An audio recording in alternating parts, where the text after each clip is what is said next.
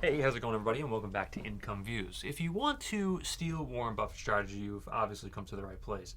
Basically, what Warren Buffett is doing is extremely interesting. But when we really talk about Warren Buffett, we also really have to take a look at a lot of the strategies that he has done in the past year alone, and whether or not you can actually implement them yourself, which, get this, spoiler alert, you can. Of course, remember to subscribe. Remember to like this video for more about Warren Buffett and a lot of other content as well in terms of making money, ETFs, and that sort of thing. Warren Buffett, of course, he basically operates a lot of Berkshire Hathaway. Charlie Munger also used to be, his partner until he passed away last year. So, what Warren Buffett has been implementing in terms of strategy is extremely interesting. Basically, with Bank of America, basically with Apple stock, he has pulled out a lot of his shares in those two companies. In fact, I believe by now Warren Buffett has pulled out around 51% of his stake in Apple, which is a huge number if you look at the Berkshire Hathaway holdings. We have the Atlanta Braves, Kraft Heinz, Apple. Once, anyway, I have to really double check, but one time, I believe it was probably as soon as just last year alone, was essentially 50% of Berkshire Hathaway's holdings in and of itself, in terms of just Warren Buffett's investments, of course. Berkshire Hathaway also operates Dairy Queen and so on. But the way that you can implement Warren Buffett's strategy really comes down to whether or not you own a bunch of stocks, potentially, and if you have tremendous gains on a lot of stocks, and if you wanted to pull out a lot of the money and cash in on a lot of these stocks. And then what you do essentially is hold the money in a money market, or potentially if you wanted to put it in a CD as well. And then once you do that, then that cash pretty much accumulates and you can basically hold cash when the market collapses. In my opinion, that is a huge reason potentially why Warren Buffett is selling off a lot of his stake in Bank of America as well as Apple.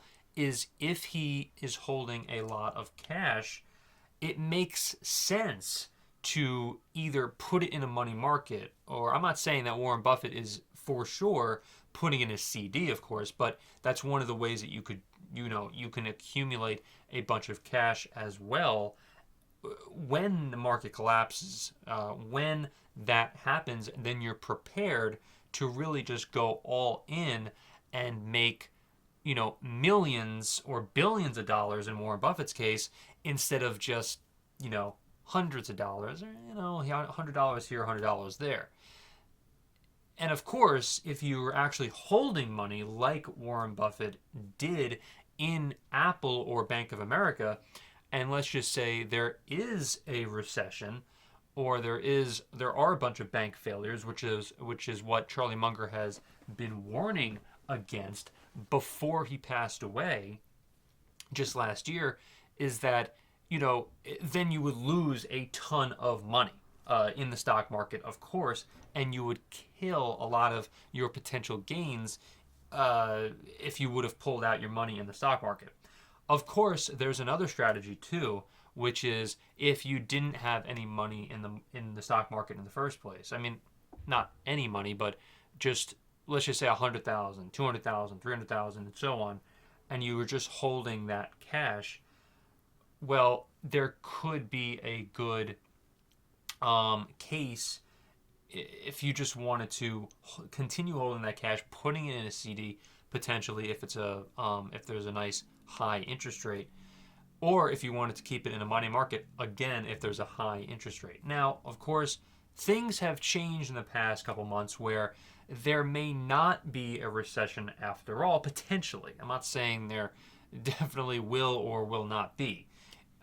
There are two sides to the coin. There are a lot of people that say there possibly will, and there are a lot of people that say that there won't. It really just depends on who you're listening to or what exactly you're looking at. But, there's a lot at play here, of course.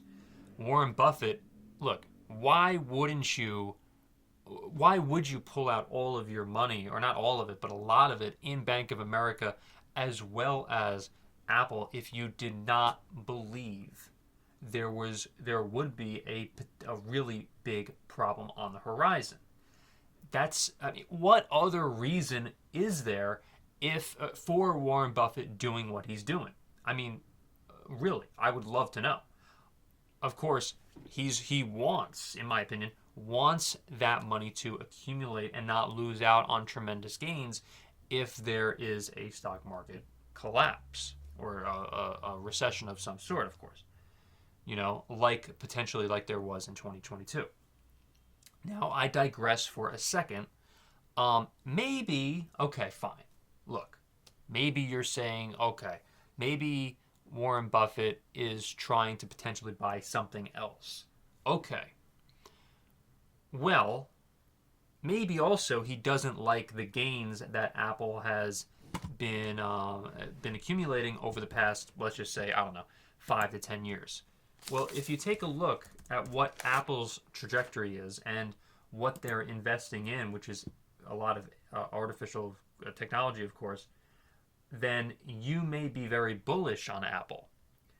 So that kind of potentially erases that narrative as well.